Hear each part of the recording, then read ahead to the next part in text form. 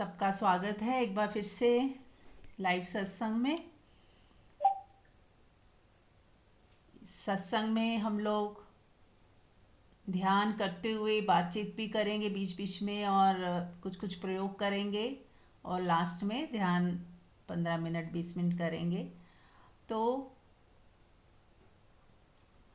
Comfortable होकर बैठ जाएं, आंख बंद करके बैठेंगे तो बहुत अच्छा रहेगा। और सत्संग सुनने का मज़ा भी तभी आता है जब आप बिल्कुल आराम से शांत होकर बैठ जाएं। और वो समय ऐसा है जो सिर्फ परमात्मा के लिए आपने निकाला है, अपने लिए निकाला है, परमात्मा से जुड़ने के लिए। संसार से दिमाग हट जाए, जो उलझने हैं हमारी डे टू डे लाइफ की, जो सोच है, जो चिंताएं हैं, उनको थोड़ी देर के लिए ड्रॉप करते हुए, हटाते हुए सिर्फ अपने ही साथ हो जाएं, अपनी आत्मा के साथ। न संसार, न मन, न शरीर, न कोई सोच, केवल हमारा होना बचे। सिर्फ आप हो, और आपकी को आप कुछ सोच नहीं रहे, कुछ भी नहीं सोचना, ना शरीर के बारे में, ना मन के बारे में, ना कहीं दर्द है या कोई कुछ भी चल रहा है ज़िंदगी में। ये 1 घंटा कुछ नहीं सोचना, बस अपने साथ हो जाएं। जो आवाज़ आप सुन रहे हैं उसके साथ हो जाएं, सुनते जाएं और ठहर जाएं। सबसे इम्पोर्टेंट है ठहर जाना, रुक जाना, शांत हो जाना, मौन में अपने आप में स्थित हो जाना। उसी के लिए हम रोज़ सत्संग सुनते हैं, ताकि हमारी जो अवस्था है वो ऐसी हो जाए कि हम शांत हो जाएं, ठहर जाएं, रुक जाएं, कंप्लेन मोड से बाहर आ जाएं। यदि कुछ हो भी रहा है, चल भी रहा है शरीर में, मन में, या बाहर कहीं घर में, परिवार में, तो उसके भी साक्षी हो जाए। हमें साक्षी भाव को बढ़ाते जाना है कि मैं देखने वाली हूँ, मैं जान रही हूँ कि हो रहा है, पर मैं दुखी नहीं हूँ। मैं जान रही हूँ कि दर्द है, मान लो बॉडी में भी दर्द हो रहा है, और आप उसको भी देखने वाले हो। मैं जान रही हूँ कि दर्द हो रहा है, पर बॉडी में हो रहा है, मुझे नहीं। मैं इससे भी अलग हूँ, मेरी सत्ता मेरे शरीर से अलग है। मैं अलग हूँ, मैं शरीर नहीं हूँ, मैं मन नहीं हूँ। मैं ये बुद्धि में जो सोच विचार चलता है, मैं वो भी नहीं हूँ, मैं उसको भी जानती हूँ। मैंने जो भी माना हुआ है, ये मेरा है, ये मेरा है, मैं ये भी नहीं हूँ। ये मेरी मान्यता है, मेरी सोच है। मैंने ही कोई फ्रेम बना लिया है और उसको ही हम देखते रहते हैं। हम छवियों में जीते हैं, छवियां इकट्ठी कर लेते हैं। छवि माने कल्पना, सोचना, केवल सोच में हम कुछ पिक्चर बना लेते हैं, और उस पिक्चर को ही सत्य मान के चलते हैं। किसी के लिए अच्छी पिक्चर बना लेते हैं, किसी के लिए बुरी पिक्चर बना लेते हैं। तो वो जिंदगी भर हमें वो व्यक्ति वैसा ही दिखता है जैसी हम छवि हमारे मन में बनी हुई है। अच्छी छवि बनी है तो अच्छे जब भी उसका ख्याल आएगा या कोई बात करेगा तो एक अच्छी फीलिंग आएगी। और यदि हमारे मन में खराब छवि बनी हुई है, और वो व्यक्ति चाहे बदल भी गया हो, पर हमारे सामने जब भी वो व्यक्ति आएगा तो हमारी जो छवि है उसी की वजह से रिएक्शन आएगा। उसकी वजह से जो जैसी छवि है वैसी भावनाएं आएंगी, और जैसी भावनाएं आएंगी वैसा ही व्यवहार होगा। अच्छा सोचा हुआ है तो अच्छा व्यवहार होगा। हमने उसी व्यक्ति के बारे में कुछ गलत राय बनाई है तो हमें उससे बात करने का भी मन नहीं होगा, उसके पास बैठने का मन नहीं होगा, क्योंकि वो छवि खराब है हमारे भीतर। तो फर्क कहाँ से पड़ रहा है ना? ध्यान से समझें कि जो भी व्यवहार हम किसी के साथ कर रहे हैं, वो छवियां हमने पहले से ही अपने अंदर बनाई हुई हैं। हम सच में क्या है वो देख नहीं पाते। सामने जो व्यक्ति है वो सच में क्या है, हमें उससे कोई मतलब नहीं। हम हमारी बनाई हुई छवि और कल्पना और जो पिक्चर हमने अपने अंदर बना ली है, हम उसको देखते हैं और उसके अनुसार व्यवहार करते हैं सामने।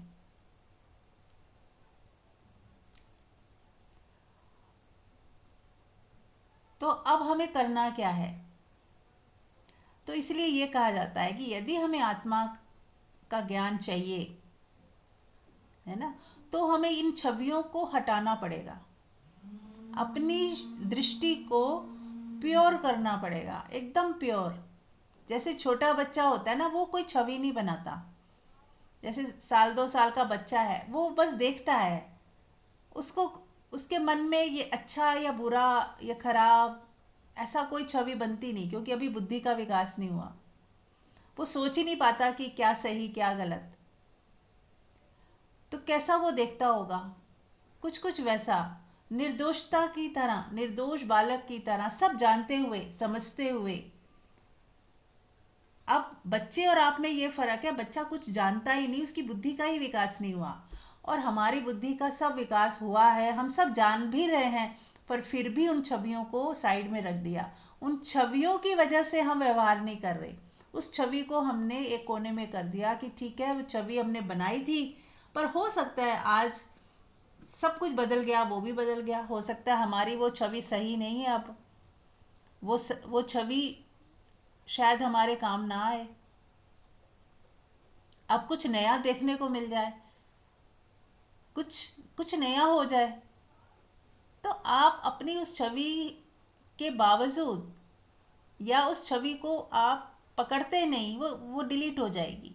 आप सोचोगे ठीक है, एक टाइम पे मेरे मन ने ऐसा सोचा था, लेकिन हो सकता है वो पूरी पिक्चर ना हो। मैंने जो देखा था उस व्यक्ति के बारे में, या सुना था, या जज कर लिया था, वो मेरी धारणा थी। जैसे मान लीजिए आप किसी पे गुस्सा हो और किसी को गुस्सा कर रहे हो, और कोई नया व्यक्ति आ गया आपके घर में और उसने आपको देख लिया गुस्सा करते हुए। अब उसने कौन सी छवि बनाई कि आप तो बहुत गुस्से वाले हो, पर आप जानते हो कि वो तो टेम्परेरी 2 मिनट का था, उसके बाद तो आप बिल्कुल नॉर्मल अच्छे इंसान हो, हंसते हो, खेलते हो, सबसे प्यार से बात करते हो। पर उस व्यक्ति ने आपकी छवि बना ली कि ये तो बहुत झगड़ालू है, गुस्से वाला है, और वो चला गया, वो छवि बना के चला गया अपने घर। अब वो कभी भी मिलेगा तो वो वही देखेगा कि हाँ ये तो गुस्से वाले हैं। तो क्योंकि वो पूरी पिक्चर नहीं है, उसने आपकी पूरी ज़िंदगी नहीं देख ली कि आप हर वक्त कैसे रहते हो।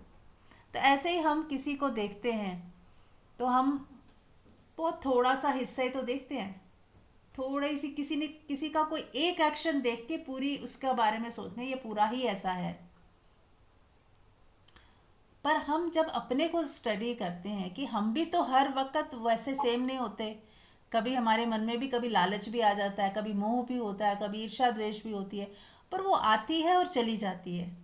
हम हमेशा वही नहीं होते, हमेशा गुस्से में भी नहीं होते, हमेशा लालच में भी नहीं होते, हमेशा किसी हमेशा शिकायतों में भी नहीं होते। ये बादल आते हैं और चले जाते हैं, लेकिन मैं, मेरा होना सेम रहता है पीछे इसके। जैसे आकाश, आकाश के ऊपर बादल आए, कभी सफ़ेद बादल, कभी काले बादल, है ना, लेकिन आकाश है, सेम है, सेम ही रहता है, उसको कोई फर्क नहीं पड़ रहा।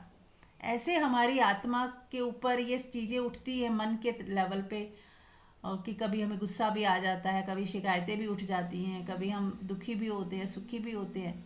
लेकिन मन के पार जो आत्मा है, वहाँ जो देखने वाला है, वो जो देखने वाला है, वहाँ कुछ भी नहीं हो रहा, वहाँ कुछ घट ही नहीं रहा। जो भी घटनाएं घट रही हैं मन, बुद्धि और शरीर और संसार के लेवल पे घट रही हैं। आत्मा के लेवल पे आप बिल्कुल तटस्थ हो, कुछ है ही नहीं वहाँ पे, सिर्फ देख रहे हो, जान रहे हो, पर आप दुखी नहीं हो रहे। तो ऐसे ही हर व्यक्ति कभी ना कभी मन के लेवल पे कुछ ना कुछ सोच लेता है, कुछ कर देता है, लेकिन आत्मा के तल पे हर व्यक्ति सेम है। तो यदि इस तरह की दृष्टि से हम देखेंगे ना किसी को, तो हमें ऐसा लगेगा कि हाँ, कि मैं कोई जो जो भी छवियाँ हमने बनाई है ना वो बेकार है फिर, क्योंकि आत्मा की कोई छवि नहीं होती, और हर व्यक्ति में वही आत्मा ही है जो सबसे पीछे है। आत्मा से ही सब है। मेरा होना है तो ही मेरा मन भी है और मेरी बुद्धि भी है, मेरे होने से। यदि मैं ही नहीं हूँ तो कुछ भी नहीं है। ऐसे ही हर व्यक्ति के अंदर परमात्मा है तो ही शरीर भी काम कर रहा है, मन भी काम कर रहा है। वो शक्ति है जिसको देवी माँ बोलते हैं, वो शक्ति है तो ही सब हो रहा है। पर पीछे कहाँ कौन है? शिव है, स्टिलनेस है, देखने वाला है। तो शिव और शक्ति दोनों ही हैं हमारे भीतर। शिव यानी स्टिलनेस, मौन, वो शून्यता, ठहराव, जहाँ कोई हलचल नहीं, वो है शिव स्वरूप होना आपका। और जहाँ लहरें हैं, मन है, चलना है, फिरना है, काम करना है, सोचना है, एंजॉय करना है, वो है शक्ति। शक्ति होती है तो ही सब कर पाते हैं हम लोग। शक्ति ना हो तो ना हम सोच पाए, ना देख पाए, ना चल पाए, ना कुछ कर पाए। तो शिव और शक्ति ही दोनों हमारे अंदर हैं, और उन दोनों की वजह से ही हमारा जीवन है, और संसार भी इन्हीं दो शक्तियों से ही चल रहा है, शिव और शक्ति। शिव मैंने स्टिलनेस, और शक्ति मैंने ये जो जो भी हो रहा है, बदल रहा है, चेंज हो रहा है, कुछ ना कुछ चलता ही जाता है दुनिया में भी, हमारे संसार में भी, हमारी भावनाओं में भी। सब बदलता जा रहा है, चलता जा रहा है, बदलता जा रहा है, कुछ कुछ होता जाता है। आज हम कुछ सोच रहे हैं, कल कुछ और सोचते हैं। तो सब कुछ चेंज होता रहता है। जिसमें परिवर्तन आ रहा है वो शक्ति का साम्राज्य है, और जहाँ कोई परिवर्तन नहीं वो शिव का साम्राज्य है, ऐसा कह सकते हैं। तो शिव और शक्ति दोनों एक साथ साथ ही हैं, अलग नहीं है, जुदा नहीं है। तो शक्ति किसकी गोद में है? ऐसा सोच लिए, शिव की गोद में ही शक्ति खेलती है। तो हमें हमारे दोनों ही स्वरूप का पता होना चाहिए कि हमारे भीतर शिव भी है, शक्ति भी है। यदि शिव ना हो तो शक्ति कहाँ खेलेगी? शिव से ही तो शक्ति है। शक्ति अपने आप में कुछ नहीं है शिव के बिना, और शिव भी शक्ति के बिना अधूरे हैं। थोड़ी देर के लिए सोचे, केवल शून्य हो, कोई हलचल नहीं, कोई क्रिएशन नहीं, कुछ भी बदल नहीं रहा, सब ठहर जाए, थम जाए, तो कैसा जड़वत हो जाएगा सब कुछ। ये जो लहरें हैं, ये जो अस्तित्व है, पेड़ पौधे, पशु पक्षी, संसार, ये सब है तो कुछ कुछ इंटरेस्टिंग है ना, कुछ मज़ा है, कुछ पिक्चर जैसी चल रही है। कभी हमारी लाइफ में भी अच्छा होता है, बुरा होता है, कभी शादी ब्याह, कितने मज़े करते हैं, कभी कोई पार्टी हो रही है, कभी दुख की घटनाएं भी आ जाती हैं, फिर हम दुखी भी होते हैं। तो ये सब मिक्सचर है, और यही मिक्सचर में ही लाइफ है, ऊपर नीचे ऊपर नीचे। लेकिन यदि हम सिर्फ लहरों में ही रहे तो हमें पता ही नहीं चलेगा कि हमारे ही भीतर कुछ ऐसा भी है जो ठहरा हुआ है। तो दोनों ही हैं, हम दोनों को एक साथ यदि लेके चलें तो कभी भी लहरें में ज़्यादा उलझ जाएं तो शिव में आ जाएं, ठहर जाएं, शांत हो जाएं, मौन में आ जाएं, तो आप शिव में आ गए, आप अपने ही शिव स्वरूप में आ गए। और कभी ध्यान में, मौन में बहुत ज़्यादा चले गए तो थोड़ा शक्ति के स्वरूप में आ जाओ, कुछ अच्छा कर लो, कुछ नृत्य कर लो, कुछ संगीत में उतर जाओ, कुछ किसी की भलाई का काम कर लो, जो आपकी इच्छा हो कर सकते हो। और जो शिव स्वरूप में ठहरा हुआ ऐसा व्यक्ति कुछ भी करेगा तो कुछ अच्छा ही निकलेगा उससे। और जब कुछ करेगा तो शक्ति से ही करेगा। तो ये शिव शक्ति जो है, ये दोनों हमारे ही अंदर एक साथ है, और पूरे यूनिवर्स में भी ये दोनों ही काम कर रहे हैं, शिव भी और शक्ति भी। तो चलिए, अब आप लोग भी कुछ शेयर कर सकते हैं, पूछ सकते हैं, any question, any sharing. Hello. हाँ जी। हाँ जी, नमस्ते जी। मुझे ये कि मतलब ये समझ आया है कि जैसे शिव जो है परिवर्तनशील है, तो जैसे हमारी आत्मा, और जो शक्ति है वो परिवर्तनशील है, जैसे मन। तो मन जैसे चलायमान भी है, कभी अच्छा सोचता है कभी बुरा। तो ये विश्लेषण ठीक है इसका?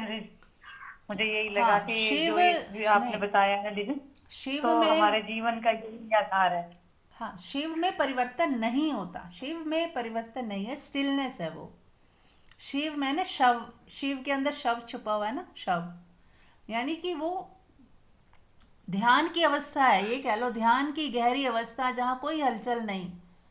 शव, शव जैसे शमशान है ना, कहा जाता है ना शिव शमशान में रहते हैं, यानी शमशान जैसी उदासी है वहाँ पे, कुछ नहीं है वहाँ पे, स्टिलनेस है, ठहराव है।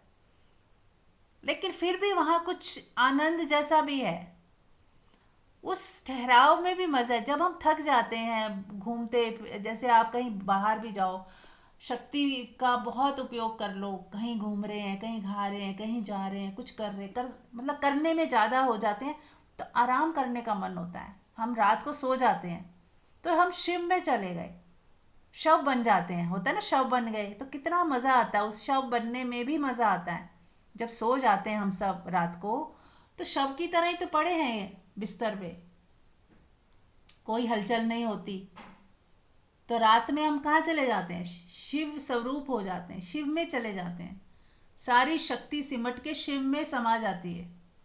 और फिर जब सुबह उठते हैं, शिव में से निकले हैं, शिव में से तरोताज़ा होके निकले हैं, आराम करके रिलैक्स होकर अपनी शिव अवस्था में से बाहर आए, तो शक्ति, वही शिव शक्ति बन गया, वहीं से शक्ति आ गई, ऐसा भी कह लो, कहने के ढंग है।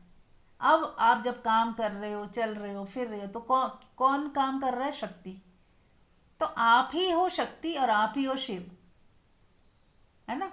बाहर शिव शक्ति है, कहीं पे है, किसी लोक पे है, हो सकते हैं वो, वहाँ पे भी सब जगह हो सकते हैं, लेकिन हमें हमारे अंदर कहाँ है, हमें उसका पता होना बहुत ज़रूरी है, क्योंकि हमें 24 घंटे वो चीज़ महसूस होनी चाहिए, निरंतर। वो हमें हमारे ही अंदर की अवस्थाओं से ही पता चलेगा कि मेरे ही अंदर यदि कहीं शिव है और शक्ति है, तो ही मैं उसे 24 घंटे महसूस कर सकती हूँ। अगर कहीं बाहर है तो फिर कभी होगा, कभी नहीं होगा, फिर लगेगा बहुत कुछ करने के बाद शायद दर्शन हो, शायद उनकी कृपा हो। तो आप यकीन मानो, जितना आप अपने अपने बॉडी लेवल पे खुद के अंदर ही जब आप शिव और शक्ति को महसूस करोगे, उतना ही उतना बाहर यदि कहीं पे भी शिव और शक्ति किसी स्वरूप में भी है ना, तो वो आपके उतने ही करीब आप अपने आप आते जाएंगे। तो यही पहेली को हल करने का तरीका है, अपने अंदर की चीज़ें ठीक करते जाओ, बाहर सब ठीक होता जाएगा। अपने अंदर के शिव को याद करते रहो, उसमें ठहरते रहो, याद नहीं करना, उसी में लीन होना है। शिव मैंने मेरा ही मौन अवस्था, मेरी मौन और ठहरी हुई अवस्था, यदि मैं पूरे दिन में मौन ही नहीं रह पाती, ठहर ही नहीं पाती, बोलना अनिवार्य हो जाता है, किसी को कुछ कहना जरूरी हो जाता है, तो मतलब हम शिव जैसी अवस्था में रुक नहीं पाते, ठहर ही नहीं पाते। तो धीरे धीरे इस मौन को साधें। जरूरी नहीं कि हमें रिएक्शन देना है, जरूरी नहीं हमें सबको समझाते फिरना है, जरूरी नहीं हमें बोलना अनिवार्य है। अपने में मस्त रहें, अपनी शुद्ध बुद्ध अवस्था जो शिवत्व है, उसको, उसमें बने रहें। और बाहर जो फैमिली है ना, वो आपकी परीक्षा है कि आप कितना अपने शिवत्व में रहते हो, या फिर शिवत्व छोड़कर बाहर कहीं दूसरों पे नज़र चली जाती, ये क्या कर रहे हैं, ये क्या बोल रहे हैं, ये इनके, दूसरों में चली गई नज़र, पर में चली गई। अपना धर्म छोड़ के हम पर धर्म में चले जाते हैं। हमारा धर्म था अपने शिवत्व में रहना, और हम पर धर्म में चले जाते हैं, दूसरा क्या कर रहा है, क्यों कर रहा है, इसको ये नहीं करना चाहिए, वो नहीं करना चाहिए। तो धीरे धीरे हमें दूसरों से नज़र हटाकर अपने पे ला लौट के आ जाए कि नहीं, मेरे ही अंदर शिव है, शक्ति है, मुझे इसी जन्म में अपनी शिव शक्ति के साथ एक होना है, उसको पहचानना है, उसमें जीना है। हम जीते गए कहीं और, दूसरों में जीना शुरू कर देते हैं। और उतनी ही दूरी हम अपने शिव और शक्ति से दूरी बन जाती है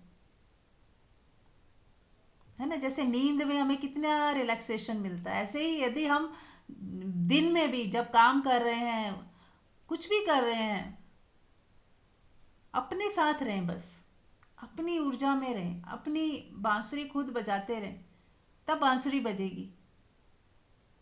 जब दूसरों से निगाह हटेगी, पर से निगाह हटेगी, तो स्व के साथ हम टिकेंगे, स्व में हमारी स्थिति बनती जाएगी, तभी हम स्वस्थ होंगे। कहते हैं ना स्वस्थ, स्व में स्थिति होना ही स्वस्थता की निशानी है। हम स्वस्थ, मैंने ये सोचते हैं कि बॉडी लेवल पे कोई पेन नहीं है तो स्वस्थ है। बॉडी लेवल पे भी ना हो, मन के लेवल पे भी ना हो, बुद्धि के लेवल पे भी ना हो, आप बिल्कुल खाली मौन शांत, कोई हलचल नहीं, तो आप पूरी तरह स्वस्थ हो। यदि बॉडी तो ठीक है लेकिन मन आपका खराब है, तो आप कहाँ स्वस्थ हो। मन में यदि चिंता चल रही है, मन में शिकायत चल रही है, मन में अच्छा बुरा चल रहा है, तेरा मेरा चल रहा है, ये क्यों नहीं मिला, ये क्यों नहीं हुआ, यही चल रहा है, तो कहाँ हम स्वस्थ। तो स्वस्थ होना यानी स्व में स्थित होना का मतलब आप ये सारी चिंताओं और उसमें सब स्वीकार भाव लेके आ जाओ। बस एक ही चीज ले आओ, स्वीकार भाव।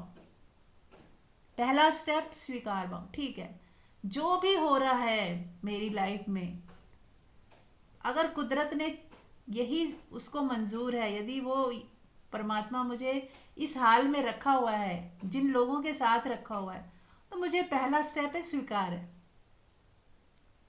दूसरा स्टेप कि क्या कुछ किया जा सकता है अपने इस दुख और दर्द वाले, यदि कहीं कोई बात है तो क्या उससे निपटने के लिए, उससे बाहर आने के लिए क्या हम कुछ कर सकते हैं।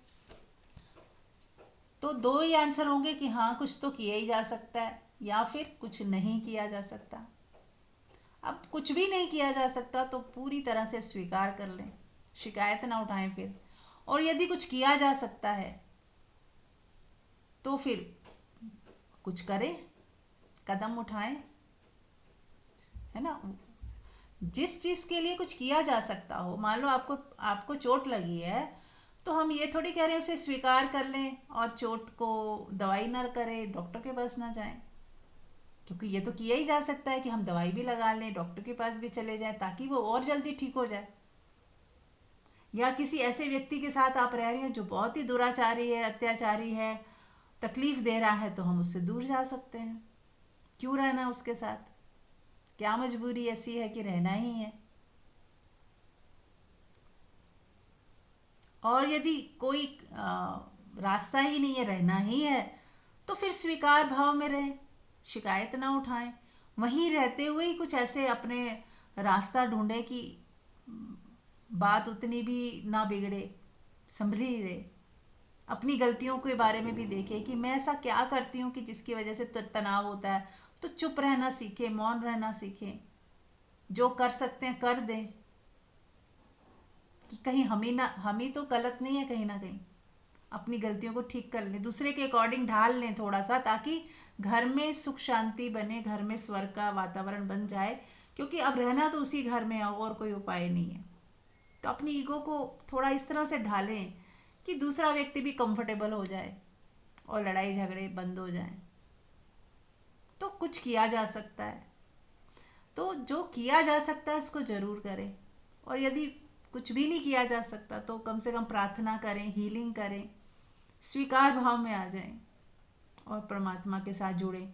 जितना जितना परमात्मा के साथ जुड़ते जाएंगे ना, तो बहुत सारी ऐसी चीज़ें जो आप सोच नहीं सकते, अपने आप बदलाव आने लग जाएंगे दूसरों में भी। या कुछ ऐसी स्थिति बन जाएगी कि वो हट ही जाएंगे आपकी लाइफ से, अपने आप ही आपको निकाल दिया जाएगा उस स्थिति से। तो वो कुदरत अपने आप करती है। वो कहते हैं ना कि जैसे आपकी तैयारी होती है, जैसे जैसे पात्र आप होते जाते हो, तो गुरु वैसा वैसा मिल जाता है, वैसा वैसा सत्संग मिल जाता है। जितनी आपकी तैयारी है, ऐसे ही जितनी आपकी तैयारी है ना, तो वैसी वैसा एनवायरनमेंट भी मिल जाता है, वैसे वैसे लोग भी मिल जाते हैं।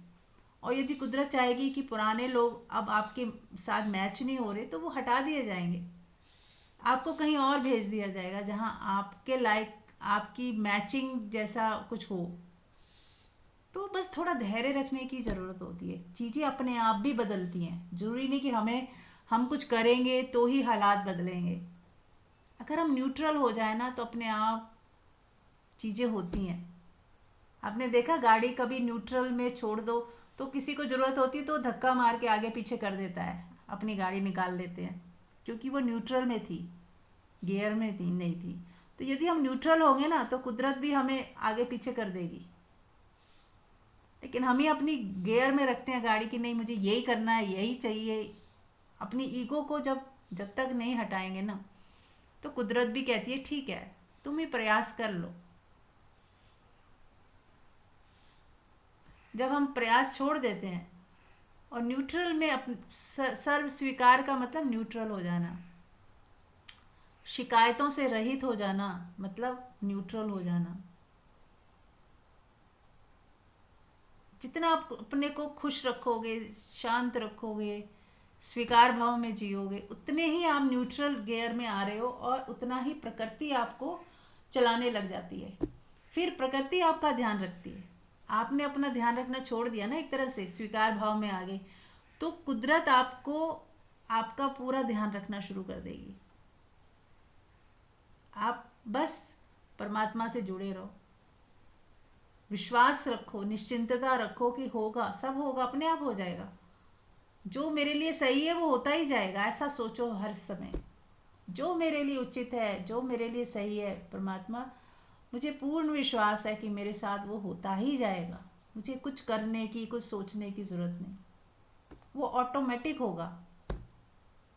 तो उतना विश्वास रख पाए, धैर्य रख पाए, तो चीज़ें होती हैं अपने आप। ठीक है। हाँ जी, अब आप लोग कुछ कह सकते हैं, एनी क्वेश्चन? मुझे ये पूछना है कि भाई जैसे ये शक्ति, शिव और शक्ति दोनों ही एनर्जी है वैसे, तो शिव जैसे स्टिल एनर्जी में आता है इस हिसाब से, और जो पार्वती है या जो शक्ति है ये एक तरह से मूविंग एनर्जी। हाँ जी, जो कुंडलनी शक्ति की बात भी की जाती है वो भी वही पार्वती, उसको ही कह सकते हो आप। हमारे ही भीतर कुछ अंश में तो वो जगी हुई है पहले दिन से ही, तभी हम खा रहे हैं, पी रहे हैं, चल रहे हैं, वो उसी की शक्ति से चल रहे हैं। और कुंडलनी शक्ति जब जग जाती है तो और दूसरे चक्रा भी, हमारे हायर चक्रा जागृत होने लगते हैं। अभी हमारी जब कुंडलनी शक्ति बहुत ही नीचे के 3 चक्रा पे ही ज़्यादा रहती है, फिर वो और यदि जग जाती है तो और साधना से, जाप से, सरेंडर से, जब वो शक्ति देखती है कि इसका अब कोई वासना नहीं बची, इच्छा नहीं बची, अब ये मुक्ति को ही चाह रहा है इंसान, तो वो फिर और जग जाती है और ऊपर के चक्रा में जाने लगती है। और जैसे जैसे ऊपर के चक्रा में जाएगी तो आपको और शांति और डिटैचमेंट फील होगी, और आप मृत्यु के समय जब शस्त्रार से ऊर्जा निकल के जाती है तो आप पूरी तरह मुक्त हो जाते हो। ठीक तो है। ये हमें कि ये शक्ति मूवेबल है, मतलब मूव करती है शक्ति, एनर्जी जो भी है। हाँ बिल्कुल मूव करती है ना, जब आप अपना हाथ हिलाते हो, हाथों ये में भी मूव चलती है ना। करेगी। हाँ, एनर्जी तो मूव करती है ना। हम्म। ठीक है, थैंक यू। हाँ जी, और कुछ पूछना है किसी ने?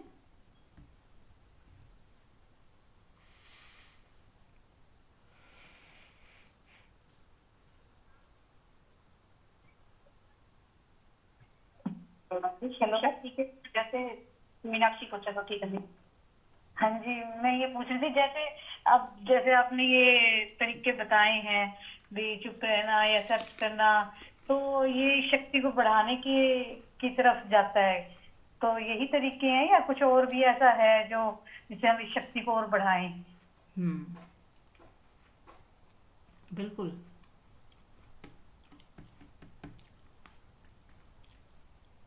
सबसे अच्छा तरीका है सरेंडर। जो व्यक्ति सरेंडर मोड पे रहता है वो शक्ति को ये मैसेज देता है कि अब मुझे कुछ नहीं करना, अब तू कर जो करना है। सरेंडर माने स्वीकार भाव है ना। जितना भक्ति भाव में रहेंगे, सरेंडर में रहेंगे, स्वीकार भाव में रहेंगे, ये शक्ति ऊपर को उठने लगती है। अब क्योंकि नीचे के 3 चक्र के काम क्या हैं? धन कमाना, पद प्रतिष्ठा, मान सम्मान, है ना, ये सारी चीज़ें के लिए वो एक्टिव रहती है, तो नीचे के 3 चक्र भी रहते हैं। पर यदि कोई व्यक्ति अपने में संतुष्ट हो गया, शांत हो गया, सेवा भाव में आ गया, अब उसे ये सब चीज़ों में मज़ा ही नहीं आ रहा, कोई रस नहीं है दुनिया में, समाज में, मान सम्मान में, प्रतियोगिता में, किसी को नीचे दिखाना है, किसी से आगे बढ़ना है, ये सब जब गिर जाता है, अब नीचे के 3 चक्रा में कोई काम ही नहीं बचा उसके लिए कुछ करने के लिए, तो ऊपर के चक्रा में आएगी। हार्ट चक्रा में प्रेम है ना। अब वो इन प्रतियोगिताओं में क्या है? दूसरे को पीछे करना, खुद को आगे ले जाना। कोई प्रेम ना हुआ ये तो, है ना, ये तो दुश्मनी होगी एक तरफ से कि आपको हर हालत में पीछे धकेलना है मुझे और खुद को आगे करना है। तो कंपटीशन, प्रतियोगिताएं, मान सम्मान की इच्छा, ये सब दूसरे की तुलना में ही होती हैं। लेकिन जब हार्ट में आते हैं, जब वो एनर्जी, वही एनर्जी हार्ट में कब आएगी? जब ये सब चीज़ें हम छोड़ देंगे कि नहीं, मुझे कोई प्रतियोगिता नहीं करनी, किसी को नीचे नहीं दिखाना, मैं सबसे पीछे खड़े होके भी संतुष्ट हूँ, खुश हूँ, किसी से क्रेडिट नहीं लेना। मतलब आपने भी अगर मान लो 4 लोगों ने काम किया मिलके, तो हर व्यक्ति को ऐसा लगता है मुझे क्रेडिट मिले, यदि नहीं मिलता तो दुख होता है। और जो व्यक्ति क्रेडिट लेना ही नहीं छोड़ देता, सोचते नहीं, अगर उसकी तारीफ भी हो रही होती है वो कहता है नहीं नहीं, मैंने नहीं किया, हम सब ने मिलके किया है, बल्कि मैंने तो थोड़ा सा ही किया है, इन लोगों ने कितना मेहनत करी है, अगर ये लोग नहीं करते तो मैं तो कर ही नहीं सकती थी। तो जब हम क्रेडिट लेना छोड़ के बल्कि दूसरों को क्रेडिट देना शुरू कर देते हैं, अपने को पीछे रख के दूसरे को आगे करने की सोचते हैं कि इसको सम्मान मिल जाए, मेरा क्या है, मैं तो संतुष्ट हूँ, मुझे तो चाहिए ही नहीं सम्मान, इसको मिल जाए। और अगर गलती से दूसरे को ही मिला, आपको मिला नहीं, आपको दुख नहीं होता, अरे किया तो मैंने भी था, मुझे तो किसी ने पूछा ही नहीं, मेरे बारे में तो चर्चा ही नहीं हुई, ऐसी कामना ही नहीं रहती। बल्कि आपको खुशी होती है कि कोई बात नहीं, मुझे तो चाहिए ही नहीं ना ये सब, तो क्यों, किसी ने नहीं दिया तो और अच्छी बात है, मुझे मिलता फिर मैं किसी और को देती, इससे अच्छा डायरेक्ट ही उसको मिल गया, और मैं भी तो यही चाहती हूँ। तो आप जब हमारे अंदर जब ये सात्विक गुण बढ़ते जाएंगे ना, हम तुलना करना छोड़ देते हैं, दूसरों को सम्मान देना शुरू कर देते हैं, दूसरों को ही बढ़ावा देते हैं, उनको क्रेडिट देते हैं। मान लो बहुएं हैं घर में, हम पीछे हो जाते हैं, उन्हीं को सम्मानित करते हैं कि नहीं, यही अब हेड ऑफ द फैमिली है। चाहे वो आपको हेड ऑफ द फैमिली माने, पर आप उन्हीं को ऊपर रखते हो, आगे रखते हो। चाहे वो हर चीज़ पूछ के भी कर रही हैं तो भी आप उन्हें सम्मानित करते हो कि नहीं, ये तो उनका बड़प्पन है कि वो मुझसे पूछ के चलती हैं, जबकि अब इनके पास पावर है, अब हम तो रिटायर हो गए। मतलब अपने को थोड़ा पीछे करके चलना, दूसरे को सम्मानित करते जाना, क्रेडिट देते जाना, बागडोर उनके हाथ में देते जाना। तो आप जब इस तरह से जीने लगते हो ना, तो आप कुंडलिनी शक्ति को पता चलता है कि माँ तो सब जानती है कि अब ये जो है तैयार है, अब मैं आगे के ऊपर जा सकती हूँ। तो आप 4th चक्र खुलने लगता है धीरे धीरे, वो एनर्जी ट्रांसफ़र होने लगती है ऊपर, क्योंकि आप प्रेमपूर्ण होते जा रहे हो ना। अब आपके अंदर निस्वार्थ भावना ज़्यादा आ गई है, तो जितनी जितनी निस्वार्थ भावना आती जाएगी तो आपका जो चक्र ऊपर की तरफ एनर्जी बढ़ती जाएगी, हार्ट चक्र खुलने लगेगा, फिर आप और ज़्यादा अनकंडीशनल होते जाओगे, आप और ज़्यादा अनकंडीशनल होते जाओगे, निस्वार्थ होते जाओगे, सबसे प्यार, सबको प्यार करना, प्यार देना, किसी के लिए कुछ शिकायत नहीं करना, वो सब होता जाएगा। फिर जब आप इससे भी ऊपर जाने लगते हो, आपकी ध्यान साधना अनकंडीशनल होने के बाद भी आपकी स्थिति खुद पे ही रहती है, दूसरों से हट जाती है। आप बस प्रेमपूर्ण हो गए, लेकिन अब चाहिए कुछ नहीं बाहर से, तब आप और साक्षी भाव को साधते हो, तब आपका ये विशुद्धि चक्र यहाँ पे एनर्जी आने लगती है। और ध्यान और साधना बढ़ाना पड़ेगा। अगर हम संसार में ही रहेंगे तो फोर्थ तक ही रहती है कि ठीक है, हम दूसरों से बहुत अच्छे प्रेमपूर्ण हो गए, निस्वार्थ हो गए, लेकिन संसार में ही मज़ा आ रहा है ना अभी। तो मुक्ति का मार्ग नहीं है अभी खुला। मज़ा तो अभी भी संसार में ही आ रहा है, लोगों से मिलके जुल के व्यवहार करके। तो कहीं ना कहीं लोग चाहिए तो संसार चाहिए, मतलब अगला जन्म भी चाहिए। तो जैसे जैसे साधना करते करते हमें एकांत पसंद आने लगता है। हमें अब लोगों की ज़रूरत नहीं रही। हम अपने में ही डूबने लग गए, अपने में ही ठहर गए, अपने में ही शांत हो गए। तो ऊर्जा और ऊपर आने लगती है, क्योंकि अब यहाँ पे भी अब काम खत्म हो गया। अब साक्षी भाव में आ गए, आपके गले में आ गई, आप पूरे शुद्ध हो गए। तो विशुद्धि चक्र बोला जाता है। यहाँ पे आके आपको ऐसा लगेगा शुद्धि आ गई, प्योरिटी आ गई, वननेस आ गई। आपका व्यवहार बहुत प्रेमपूर्ण हो जाएगा। आप जो बोलोगे दूसरे के ऊपर असर आएगा, पर आप फिर भी साक्षी भाव को ज़्यादा महत्व दोगे कि नहीं, मैं साक्षी में हूँ, मुझे अब दुनिया से कुछ भी नहीं लेना देना। आपका अब मन जो है सिर्फ अपने में ही रमेगा, खुद के साथ ही रमेगा। लोगों की ज़रूरत ख़त्म होगी। वो एक कमी सी जो पहले लगती थी, कोई तो हो, वो ख़त्म हो जाती है। फिर आप अपने में संतुष्ट, अपने में तृप्त, अपने में शांत। मन का जो लेवल था, मन को चेंज चाहिए होता है, मन को कहीं बदलाव चाहिए, कभी कहीं मनोरंजन चाहिए, कभी लोग चाहिए, समाज चाहिए। वो मन की जो चाहते थी ना, वो ख़त्म होने लगती है। अब आप आत्मा में स्थित, आत्मा की स्थिति बनने लगती है ज़्यादा से ज़्यादा। तब आप अकेला, ऐसा लगता है, दूसरे को लगता है कि ये अकेले हो गए, कट गए, पर वो, पर वैसा व्यक्ति बहुत खुश रहता है, अपने साथ आनंदित रहता है। उसको कोई दुख, परेशानी, पीड़ा नहीं है। देखने में लग सकता है, लेकिन अगर उससे पूछोगे तो वो बहुत आनंदित है, अपने में राजी हो जाता है। वो मतलब वो एक राजी होना ऐसा नहीं है कि अंगूर खट्टे वाला, वो सच में ही तृप्त हो जाता है। फिर धीरे धीरे वो आज्ञा चक्र खुलने लगता है, तब परमात्मा के दर्शन होने लगते हैं। तब उसे पता चलता है कि पूरी कायनात में एक ही एनर्जी है, एक ही शक्ति है जो सबको चला रही है। प्रकाश रूप देखने लगता है उसको, थर्ड आई खुल जाती है। तो बहुत कुछ होने लगता है अपर चक्रास पे आते आते। तो लेकिन अभी हम जहाँ खड़े हैं, हम वहीं की बात करें तो धीरे धीरे धीरे धीरे हमें, हमारे अंदर जैसे जैसे बदलाव आएगा, एनर्जी ऊपर ऊपर आती जाएगी अपने आप। और कभी कभी किसी गुरु के सानिध्य में हमारी कुंडलनी शक्ति जग जाती है, तो वो बड़ी तेजी के साथ ऊपर आती है और हमारे हायर चक्रास पे काम तेजी के साथ शुरू हो जाता है। वो किसी किसी का होता है, वो भी अपने आप हो तो अच्छा। हमें जोर ज़बरदस्ती करके कुंडलनी शक्ति को छेड़ना नहीं चाहिए। अपने आप यदि हो जाए सहजता में तो ठीक है, नहीं तो धीरे धीरे अपनी यात्रा करते जाएं और अपने आप धीरे धीरे एनर्जी ऊपर उठती जाएगी, पता भी नहीं चलेगा। लेकिन जिस व्यक्ति का पूरा मन स्पिरिचुअलिटी में हो गया हो, मान लो किसी व्यक्ति को ना और कुछ भाता ही नहीं परमात्मा के अलावा, तो समझना उसकी एनर्जी हायर चक्रा पे आ चुकी है, आ रही। जैसे मतलब ऊपर के 3 चक्रा पे काम चल रहा है, नीचे के 3 चक्रा से हट गया।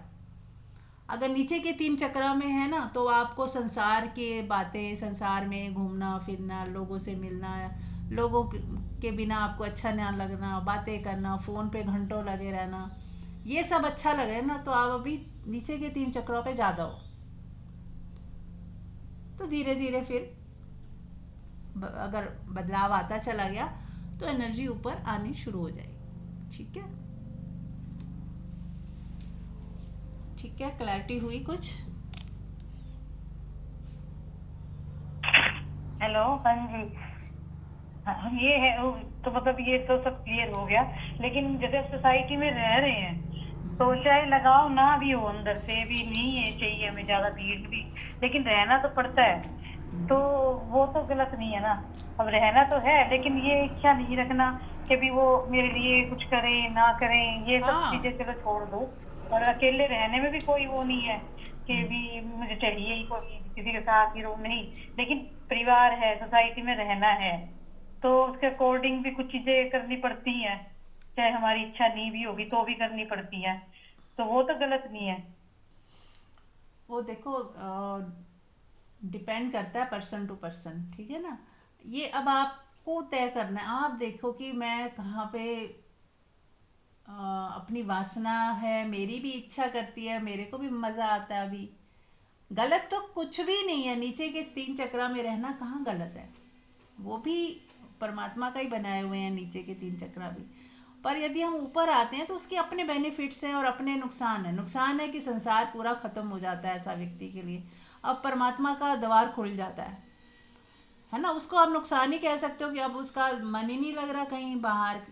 बाहर की दुनिया उसके लिए ज़ीरो हो गई। अब जो तीन नीचे के चक्रा में है उनके लिए बाहर की दुनिया पूरी खुली हुई है। वो दुखी भी होते हैं तो सुखी भी होते हैं, बहुत मज़े भी करते हैं। खाने के मज़े हैं, इंद्रियों के मज़े लेते हैं। खाने में रस आ रहा है, नई नई चीज़ें खाते हैं। घूमने में रस आ रहा है, अभी कहीं भी चले जाएंगे, इतनी कष्ट उठा के भी जाएंगे। लोगों से मिलने में मज़ा आ रहा है, लोगों के साथ रिश्ते निभाने में मज़ा आ रहा है। तो उनका एक अपना संसार है, गलत कुछ भी नहीं है। उसमें भी ग्रो करते हैं लोग, है ना। और जैसे मैंने पहले ही बताया कि बचे मत। अगर आप मान लो साधना में हो और किसी दुनियादारी में जाना भी पड़ रहा है, चले जाओ, क्या फ़र्क पड़ रहा है।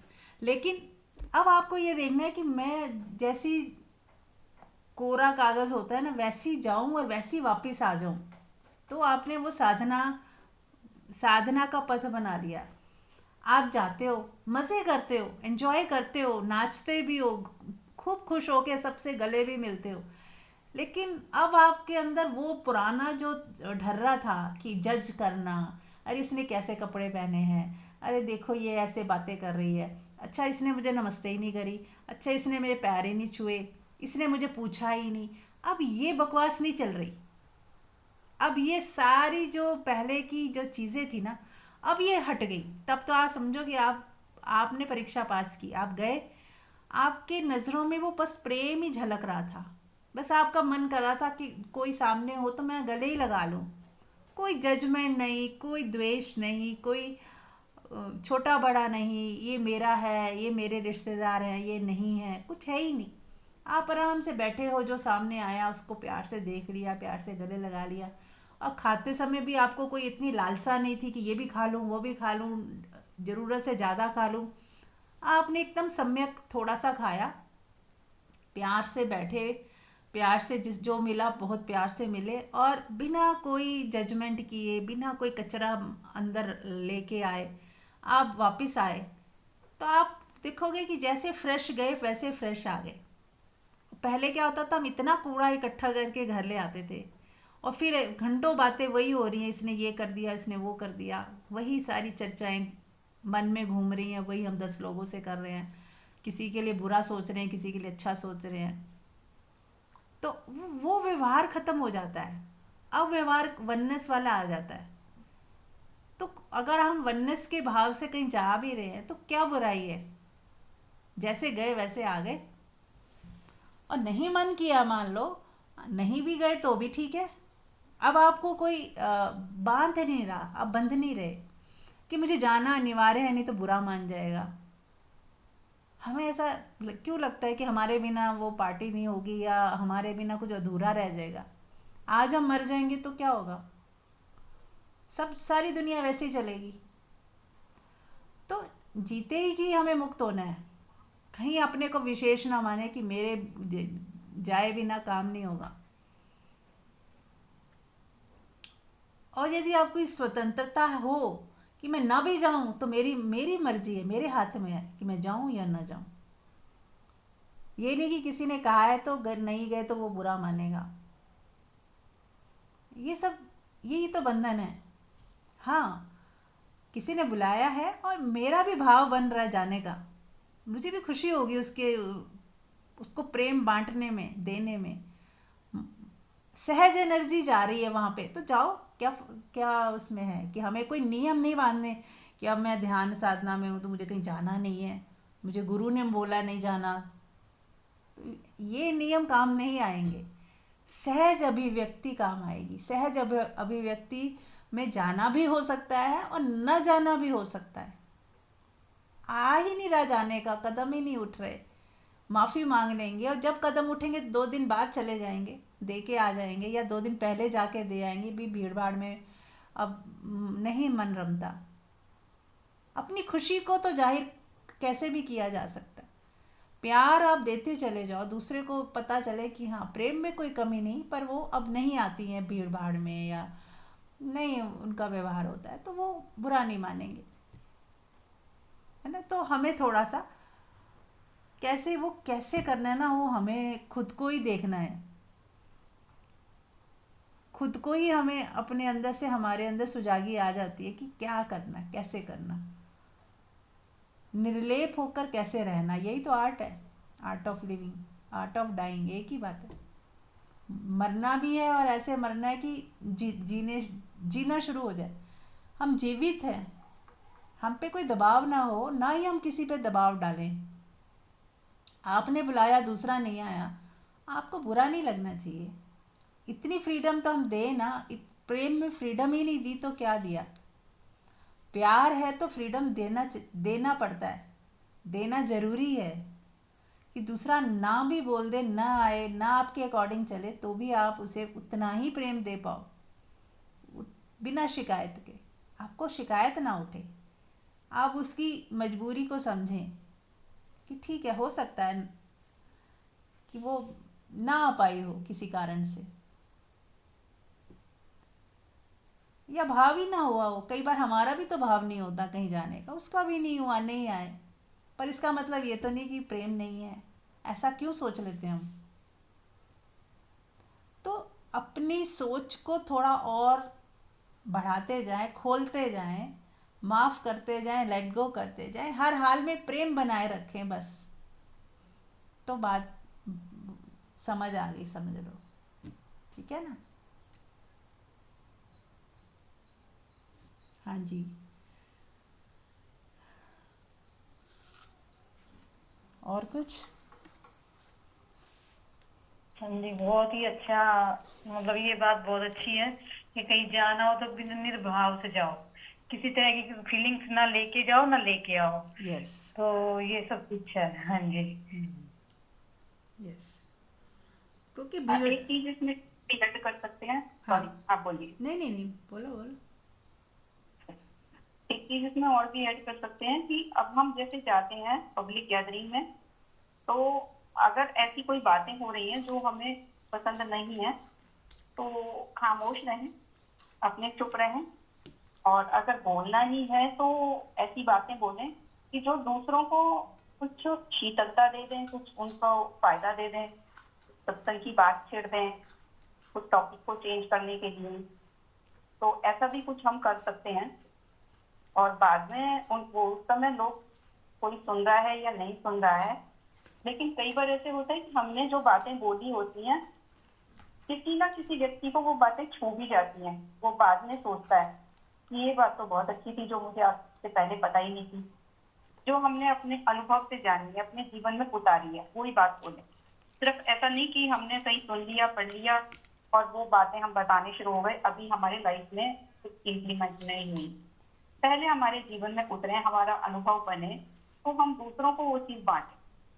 और बहुत प्रेमपूर्ण ढंग से, कोई लेना नहीं चाह रहा, कोई सुनना नहीं चाह रहा, तो जबरदस्ती ना करें, बस मौन अपने शांत करके रहें, अपने उस स्वरूप में स्थित होकर बैठे रहें कि जहाँ पे हम अंदर से किसी को ना जज कर रहे हैं, ना हम इंतजार कर रहे हैं कि हम अपनी बात बोलें। बस अपने मौन में, अपने शांति में, आराम से शांति से बैठे रहें। घर आके भी हम सब भूल जाएं जो भी कुछ वहां पे बातें। ऐसा भी हम आना जाना करके अपने रिश्तों को, संबंधों को भी बना के रख सकते हैं और अपनी शांति को भी खराब किए बिना सब कुछ काम कर सकते हैं। ऐसा मैं समझ ऐड ऑन किया। Thank you. हाँ जी, बहुत सुंदर। तो चलिए, अब काफ़ी समय हो गया है तो हमें ध्यान भी करना है। तो आज हम दूसरे चक्रा पे ध्यान करते हैं। तो आंख बंद कर लें। तो पहले हम फर्स्ट चक्रा को एक बार फिर से जागृत कर लेंगे, जैसे हमने कल किया। वहाँ पे थोड़ा कम समय लगा के फिर हम दूसरे चक्रा पे आएंगे। ठीक है, तो एक बार फिर से मूलाधार चक्रा को देखें, महसूस करें और एक लाल रंग का कमल खिलता हुआ महसूस करें।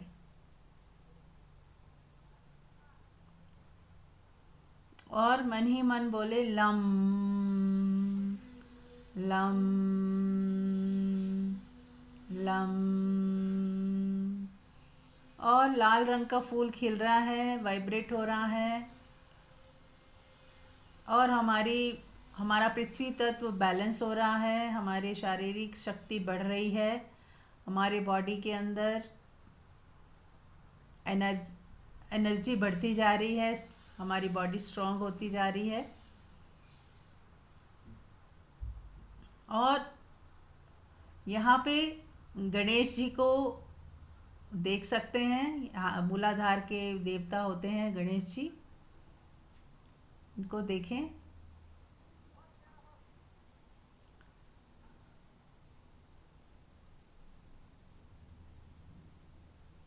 और बॉडी लेवल की कोई बीमारी है सब दूर होती जा रही है।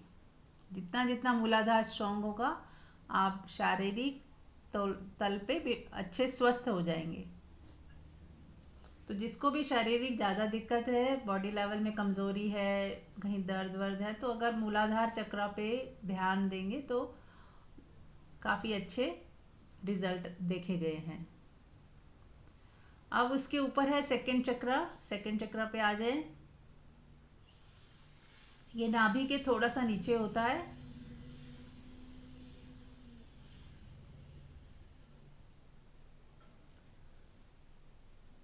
इसको हारा सेंटर भी बोलते हैं।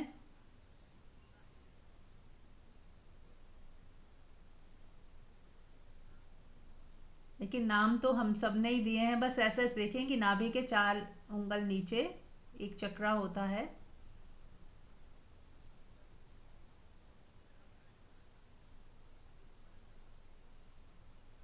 और ये जल तत्व से रिलेटेड है।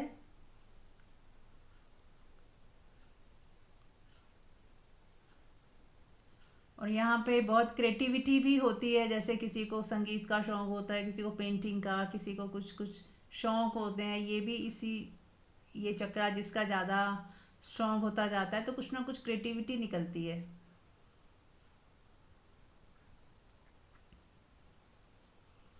तो इसका मंत्र है वम। तो बोलें वम।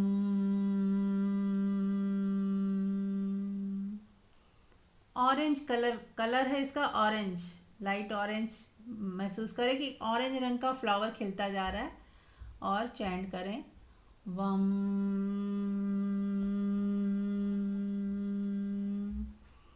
वम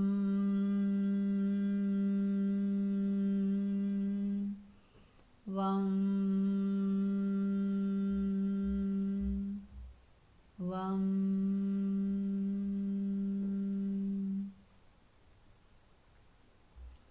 विजुलाइज करें कि हमारा दूसरा चक्रा स्ट्रांग होता जा रहा है, वाइब्रेट होता जा रहा है और माँ कुंडलनी पहले चक्रा से पहला चक्रा खुल गया, अब दूसरा चक्रा खोलती जा रही हैं। मन ही मन शक्ति को प्रणाम करें, उस चक्रा को भी प्रणाम करें और उसे खुलता हुआ महसूस करें। यदि बॉडी में कोई वाइब्रेशन कुछ महसूस हो तो होने दें। अगर बॉडी हिले डुले तो हिलने डुलने दें, रोके नहीं।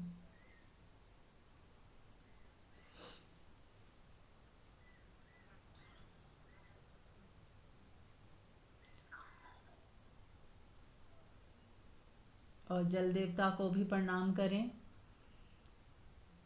जल जो हमारे लिए जीवन है, वही हमारे भीतर भी है, बॉडी के अंदर। तो जल देवता को प्रणाम करें। और ब्लड से रिलेटेड कोई प्रॉब्लम है, कोई बीमारी है, तो वो भी ठीक होती जाती है जब हमारा जो जल तत्व बैलेंस हो जाता है। और पानी भी हमें अच्छे से पीना चाहिए पूरा दिन। ये नहीं कि एक दिन सुबह सुबह पी लिया तो पूरा दिन नहीं पिया। पूरा दिन हमें जब खाना खा लिया, कुछ भी खाया, तो आधे एक घंटे बाद पानी पीना चाहिए। और खाते समय भी यदि भोजन मतलब थोड़ा थोड़ा 2-4 सिप पी लेना चाहिए, ताकि अच्छे से वो ग्राइंड हो पाए। जैसे मिक्सी में अगर हम पानी हल्का सा डालते हैं ना, ताकि वो घूम जाए, ऐसे हमारे बॉडी में जब खाना जाता है तो एक पिसता है, वो और ज़्यादा बारीक होता है। तो हल्का फुल्का 2-4 सिप पानी पीने से कोई हर्जा नहीं है। और हो सके तो पानी हल्का गर्म करके 1 कप छोटा सा रख सकते हैं, बीच बीच में एक एक सिप पी लिया। जैसा नॉर्मली हमने सुना है कि खाना खाते समय पानी नहीं पीना चाहिए, पर ऐसा ज़रूरी नहीं है कि वो, इसका मतलब ये कि बहुत ज़्यादा पानी ना पिए। 2-4 सिप पी लेते हैं तो उसमें कोई नुकसान नहीं है, बल्कि वो आपको हेल्प करेगा डाइजेशन में। और वो हल्का गर्म हो तो और भी अच्छा है।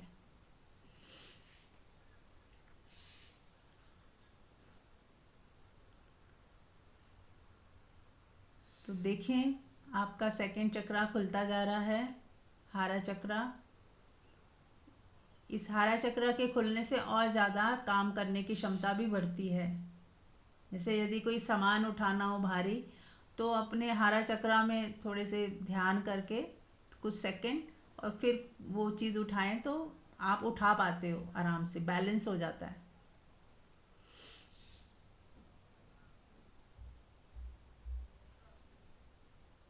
भीतर से हारा सेंटर को महसूस करें, ऑरेंज कलर, और मन ही मन चैंट करते जाएं, वम वम वम।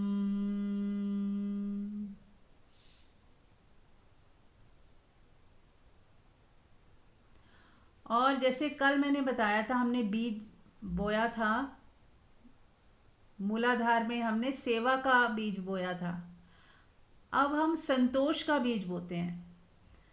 इस सेकंड चक्रा में हम संतोषी हो जाएं, क्योंकि नीचे के 3 चक्रा जो है बाहर दुनिया में खुलते हैं, वैभव के लिए, मान सम्मान के लिए, पैसा कमाने के लिए, जो दौड़ होती है, प्रतियोगिताएं होती हैं, दूसरे को पीछे छोड़कर आगे बढ़ने का, वो जो हमारे अंदर एक सहज इंक्लिनेशन होती है, उसको बंद करने के लिए एक संतोष का बीज डालते हैं। तो भाव करें कि हमारे अंदर देवी माँ संतोषी रूपी माँ जो है वहाँ पे बैठ गई हैं। जैसे संतोषी माँ का नाम भी सुना होगा, तो संतोषी माँ यहाँ पर हमारे अंदर विराजमान है, और हमारे भीतर संतोष और धैर्य बढ़ता जा रहा है। संतोष और धैर्य बढ़ता जा रहा है। और संतोषी माँ को महसूस करें कि वो माँ ही हैं, जिनको जब वो संतोष रूप में होती हैं, वही एनर्जी जब संतोष बन जाती है, एक ही एनर्जी है, उसके नाम अलग अलग हैं, रूप अलग अलग हैं। जैसे एक स्त्री कहीं माँ होती है, कहीं बेटी होती है, कहीं अध्यापक होती है, कहीं वो बॉस होती है, ऐसे ही माँ एक ही एनर्जी है। वो कहीं संतोष जब देती है तो संतोषी माँ के नाम से जानी जाती है। जब कभी वो रुद्र रूप धारण करती है तो माँ काली के नाम से जानी जाती है। तो हमारी ही एनर्जी अलग अलग रूपों में जब प्रकट होती है, तो वही उसके अलग अलग नाम हैं। कहीं वो माँ जैसी दुर्गा है, कहीं वो माँ काली है जो प्रोटेक्ट करती है, संहार करती है। तो वो हमारे ही अंदर, हमारी ही भावनाओं के अलग अलग रूप हैं।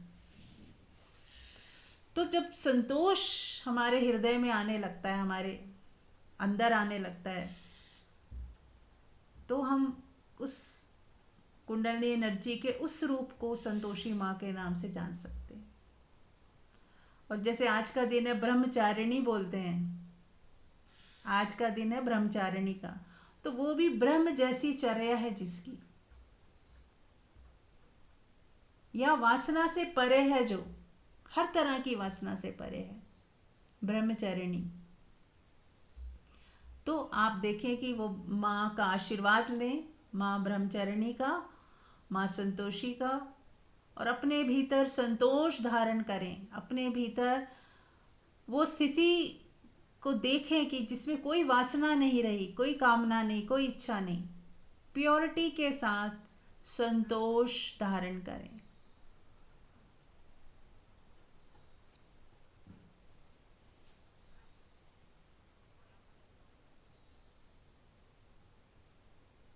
माँ की उपस्थिति को महसूस करें और भीतर से अपने भीतर संतोष महसूस करें कि मैं संतुष्ट हूँ। मन ही मन बोले, मैं संतुष्ट हूँ, मैं धैर्यपूर्ण हूँ, मेरे अंदर धैर्य की शक्ति बढ़ती जा रही है, मेरे अंदर संतोष बढ़ता जा रहा है, मेरे अंदर प्रेम बढ़ता जा रहा है, मेरे अंदर सेल्फ लव बढ़ता जा रहा है।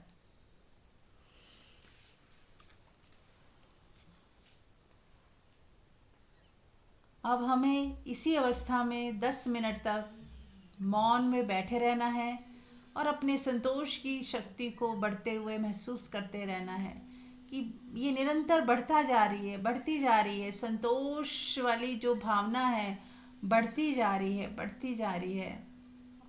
और मैं संतुष्ट हूँ, मैं संतोषी हूँ, मैं ही संतोषी हूँ, मैं ही संतुष्ट हूँ। मेरे अंदर मेरा रोआ रोआ संतुष्ट है। ऐसी भावना निरंतर करते जाएं और 10 मिनट तक आंख ना खोलें, चाहें तो शवासन में लेट जाएं। तो चलिए शुरू करते हैं। आंख बंद करके 10 मिनट तक सिर्फ संतोष को धारण करना है, संतोष के ही बारे में सोचना है और संतोष को बढ़ता हुआ देखते चले जाना है। और सेकंड चक्रा को आप देखते जाओ, ऑरेंज कलर, वम इसका मंत्र है। और चाहें तो पूरा दिन इसी चक्रा के साथ रहें, बार बार ये करें। ऑरेंज कलर के वस्त्र भी पहन सकते हैं। तो चलिए शुरू करते हैं। 10 मिनट तक आंख नहीं खोलनी है, शुरू करें।